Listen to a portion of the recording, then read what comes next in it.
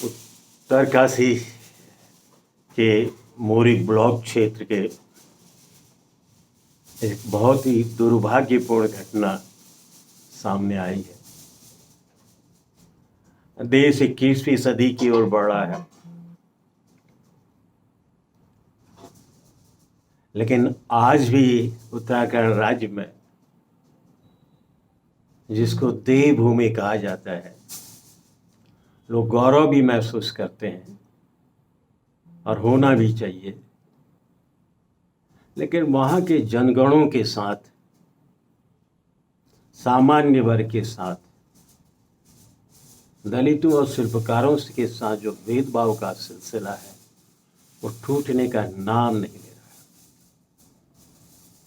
कोई अपराध नहीं किया, कोई गुनाह नहीं किया, सरकार कहती है कि हमको गर्व होना चाहिए।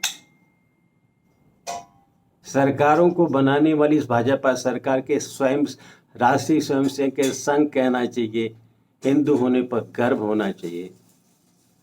आज उसी राज्य में कि सुदूर उत्तरकाशी जिले के मोरी ब्लॉक के सलणा गांव के पास एक नौजवान आयुष, जो भगवान के मंदिर में अपनी आस्था व्यक्त करने जा रहा था, उसके जो हैवानियत का व्यवहार किया गया, जो मारपीट की गई, एक तरह से अधमरा कर दिया गया। आज के अखबारों में मैं देख रहा था। इस घटना की जितनी निंदा की जाए उतनी कम है, और खुद ब खुद अपने ऊपर भी सोचने पर मजबूर होना पड़ता है। क्या यही उत्तराखंड है? क्या यही हमारी संस्कृति है? जिन वर्गों को साथ इस तरह का पाशविक अत्याचार किया जा रहा है, यही तो वह है जिन्होंने भगवानों के लिए भी घर बनाए हैं। मंदिर भगवान के घर ही तो हैं, और इंसानों के भी घर बनाए। जिस मंदिर में उस व्यक्ति को, उस नौजवान को जाने से रोका गया, उसको किसी न किसी उत्तराखंड के शिल्पकार ने अपने हाथों से तराशा होगा। उस मंदिर के अंदर रहने वाले भगवान को भी तराशा होगा। जब तराशा होगा तब किसी को पता नहीं, तब उस सब के लिए वो पत्थर था। लेकिन एक पत्थर को तराश करके एक भगवान के शक्ल मंदिर का निर्माण दिया गया, और आज उसी मंदिर में जाने से उस नौजवान के साथ हैवानियत का व्यवहार किया जाए, इसकी जितनी घोर निंदा की जाए कम है। और मैं समस्त उत्तराखंड के लोगों से, जो उत्तराखंड की संस्कृति के ध्वजवाहक हैं, उन सब से फिर अनुरोध करना चाहता हूँ कि इस घटना की निंदा करें। ये पहला वाक़या नहीं है। कुछ समय से उत्तराखंड के हर अंचल में, चंपावत में भोजन माता के साथ दुर्व्यवहार हुआ, वो सबको मालूम है। अल्मोड़ी के अंदर दो नौजवानों ने जगदीश और एक सामान्य वर्ग की इतने साथ साथ चलने का, जिंदगी बिताने का फैसला किया, वह जगदीश की हत्या कर दी जाती है। चमोली जिले के अंदर पिंकी की हत्या कर दी। 1 साल तक उसके हत्यारों को गिरफ्तार नहीं किया जाता। जब लोग विरोध करते हैं, उसके बाद उसकी गिरफ्तारी होती है। देहरादून के चक्राता क्षेत्र में, मसूरी में, चक्राता के अंदर रहने वाले निवासी, जो मसूरी में कह के अपनी आजीविका चला रहा था, दलित नौजवान, उसकी हत्या कर दी जाती है। उसकी आज तक गिरफ्तारी नहीं हुई। उत्तरकाशी के अंदर एक नवयुवती के साथ दुष्कर्म किया गया। न प्रदेश के मुख्यमंत्री ने इस घटना का संज्ञान लिया, न घटना की निंदा की। चाहे जगदीश के साथ दुर्व्यवहार, उसकी निंदा नहीं की। पिंकी के साथ दुर्व्यवहार, उसको निंदा की। न किसी भी तरह की राज्य की सरकार ने, भाजपा की सरकार ने इन परिवारों की आर्थिक मदद करने की कोई घोषणा की। आज उत्तरकाशी से 2 चीजें सामने आ रही है। इस राज्य के अंदर ये कल 4 तारीख की कुछ घटना है, 5-6 लोगों के खिलाफ आरोप भी लगाए गए, एफआईआर लिखी जा चुकी है, लेकिन अभी तक कोई गिरफ्तारी नहीं हुई है। नामजद एफआईआर है। मेरे द्वारा पुलिस अधीक्षक उत्तरकाशी से बात की, उन्होंने भी कहा घटना हुई है, एफआईआर दर्ज हुई है, सीयू को विवेचना के लिए नियुक्त कर दिया गया है, लेकिन कल गए थे, गिरफ्तारी नहीं हो पाई। आज फिर जाने की कोशिश करेंगे। आखिर इंसानों के साथ अपने मानवीय हक के लिए, अपनी धर्म आस्था को अभिव्यक्त करने के लिए जब जाता है यहाँ का उत्तराखंड दलित से प्रकार, वह मानवीय हरकतों का सामना करना पड़ता है। शासन प्रशासन खामोश रहता है। बड़े दुख की बात है। उसी के साथ उत्तरकाशी का जो मामला था, जिस बच्ची के साथ कुमारकोट की पास घटना है, दुष्कर्म हुआ था, आज भी वो बच्ची सुरक्षित रूप से स्कूल नहीं जा पा रही है। उसकी माँ, जो पति ने छोड़ दिया, अपनी माँ के माँ करके कुमारकोट में एक दुकान चला रही थी, उस समय से उसको लगातार, क्योंकि सामान्य वर्ग की दुकान थी, उसको घर से हटाने के लिए का दबाव डाला जा रहा था। मैंने खुद जिलाधिकारी उत्तरकाशी से के संज्ञान में, एसएसपी उत्तरकाशी संज्ञान में लाया था कि उसकी माँ की भी रक्षा की जाए। लेकिन आज जहाँ वो बेचारी कुछ पैसा दे करके किराए पे दुकान चला रही थी, आज उसको उस दुकान से हटाने के लिए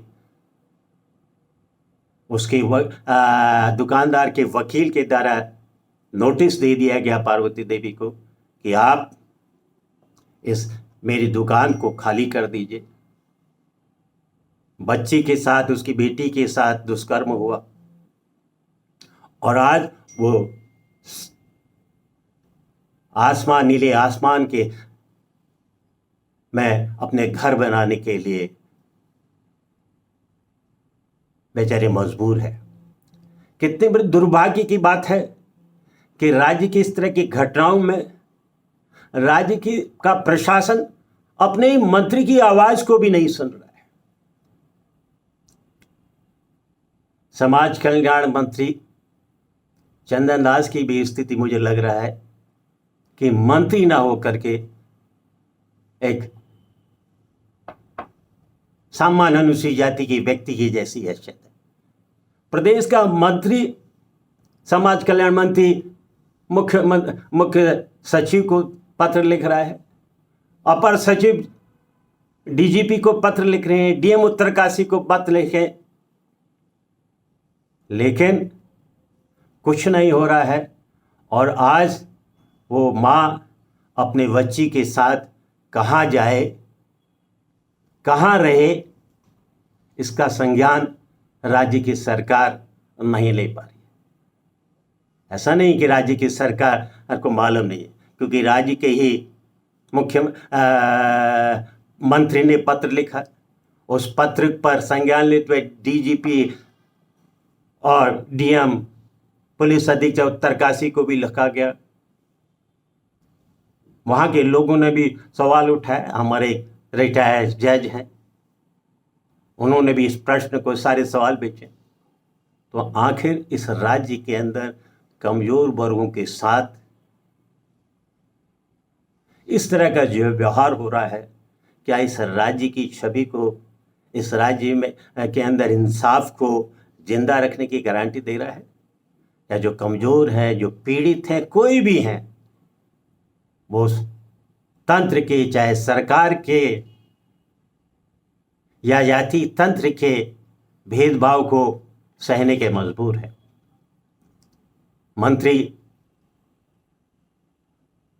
को तमाम सुविधाएं हैं, लेकिन मंत्री की वजह से इतनी रख दी गई है कि आप मंत्री रहो, तमाम सुविधाओं को भोगो, लेकिन जिन वर्गों के हितों की रक्षा के लिए तुमको जिम्मेदारी दी गई है, समाज कल्याण मंत्री का ही दायित्व है कि प्रदेश के अंदर अनुसूचित जाति और जनजाति के लोगों के हितों की रक्षा करें, उनके ऊपर हो रहे जुल्म की रक्षा करें, जिनके साथ जुल्म किया गया उनकी रक्षा करें। लेकिन आज उस मंत्री की भी हैसियत इतनी रखी है, इस राज्य के अंदर एक पत्र लिख दे, उसमें क्या हुआ क्या नहीं हुआ। आज उत्तराखंड के लोगों के सामने मैं फिर इसी के साथ आया हूं कि लोग जरूर संज्ञान लेंगे। उस आयुष के साथ जिन्होंने मारपीट की है, मंदिर प्रवेश से रोका है, अनुसूचित जाति और जनजाति के एक्ट के तहत मुकदमा भी दर्ज हुआ, अभी तक उनकी गिरफ्तारी नहीं हुई। पहले तो उनकी तत्काल गिरफ्तारी हो। दूसरी तरह ये कुमारकोट की इस महिला को, पार्वती देवी की को घर सरकार दे, जिसके पास घर नहीं है, जिसको उसका मकान मालिक निकालने पर आमादा है, वो भी जानता है। हो सकता है उसके ऊपर भी दबाव हो कि तुम निकालो, नहीं तो तुम्हारा ही बहिष्कार करेंगे। लेकिन ये तो राज्य सरकार का दायित्व है। जो इस तरह के लोग हैं जिनके पास घर नहीं है, जो पीड़ित हैं, एक तरफ सामाजिक अत्याचार के पीड़ित हैं, सरकार की अनदेखी को सह रहे हैं, अब इस खुले आकाश में कहाँ रहने को जाएंगे? क्या राज्य का दायित्व नहीं है? हम सब का लोग, मैं अपने कांग्रेस पार्टी के साथियों से अनुरोध करता हूं, हम हर अत्याचार की घटनाओं की निंदा करते हैं। हम अंकिता के साथ न्याय की बात कर ही रहे हैं, लेकिन ये जो आयुष जो मंदिर जाने में जिसके साथ जुल्म हुआ, जो कुमारकोट की महिला है पार्वती देवी और उसकी बेटी के साथ दुष्कर्म हुआ है, उनके साथ भी न्याय की मांग करें। हम पिंकी के हत्यारों को भी अभी तक कोई न्याय नहीं मिला। इन तमाम, चाहे जगदीश का मामला हो, पिंकी का मामला हो, अभी तक फास्ट कोर्ट नहीं बनाएगी, जबकि कानून अनुसूचित जाति का एक्ट कह रहा है। इसको सवाल को भी प्रदेश के पीड़ित वर्ग की आवाज़ हम बने।